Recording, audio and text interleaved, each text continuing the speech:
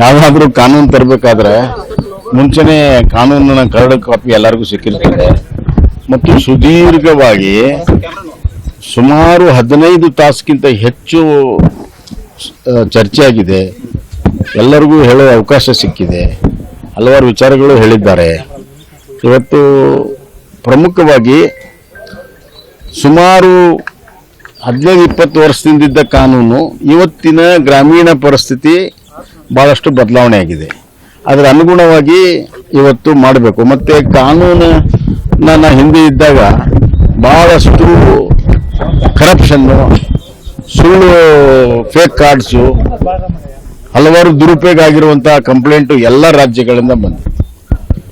ಅದನ್ನ ಸಂಪೂರ್ಣವಾಗಿ ನಿಲ್ಲಿಸೋ ಸಲುವಾಗಿ ತಾಂತ್ರಿಕವಾಗಿ ಡಿಜಿಟಲೈಸೇಷನ್ನಿಂದ ಅದನ್ನ ನಿಲ್ಲಿಸೋದಕ್ಕೆ ಕ್ರಮ ತೆಗೆದುಕೊಂಡಿದ್ದಾರೆ. ಲೀಕೇಜನ್ನು ನಿಲ್ಲಿಸೋದಕ್ಕೆ ಕ್ರಮ ದುರುಪಯೋಗ ನಿಲ್ಲಿಸೋಕೆ ಕ್ರಮ ತೆಗೆದುಕೊಂಡಿದ್ದಾರೆ.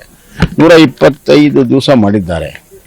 ಪ್ಲಸ್ ಯಾವ್ಯಾವ ಕೆಲಸ ಕಾರ್ಯಗಳು ಮಾಡಬೇಕು, ಅಸೆಟ್ ಬಿಲ್ಡಿಂಗಿಗೆ ಹೆಚ್ಚು ಮಹತ್ವವನ್ನು ಕೊಟ್ಟು ಕಾನೂನನ್ನು ಮಾಡಿದ್ದಾರೆ. ಈ ದೇಶ ಕಟ್ಟುವಂಥ ಪ್ರಕ್ರಿಯೆಯಲ್ಲಿ ಇದು ಸರಿಯಾಗಿ ಉಪಯೋಗ ಆಗಬೇಕನ್ನುವಂಥ ದೃಷ್ಟಿಯಿಂದ ಬದಲಾವಣೆ ತಂದಿದ್ದಾರೆ. ನೋಡ್ರಿ, ಸುಮಾರು 1,11,000 ಕೋಟಿ ರೂಪಾಯಿ ಪ್ರತಿ ವರ್ಷ ಖರ್ಚಾಗೋದು ಅದು ಒಳ್ಳೇದಕ್ಕಾಗಬೇಕಲ್ಲ. ಭಾಳಷ್ಟು ರಾಜ್ಯಗಳಲ್ಲಿ ದುರುಪಯೋಗ ಹೋದರೆ ಅಷ್ಟು ದೊಡ್ಡ ಪ್ರಮಾಣದ ಹಣ.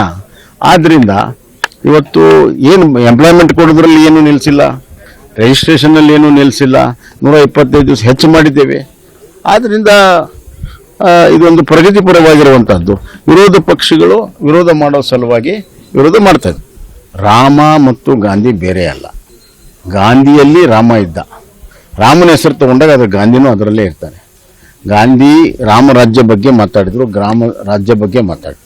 ಆದ್ದರಿಂದ ಇವತ್ತು ರಾಮನನ್ನ ಗಾಂಧಿಯಿಂದ ಬೇರ್ಪಡಿಸುವುದೇ ಗಾಂಧಿಗೆ ಮಾಡುವಂಥ ದೊಡ್ಡ ಅಪಚಾರ.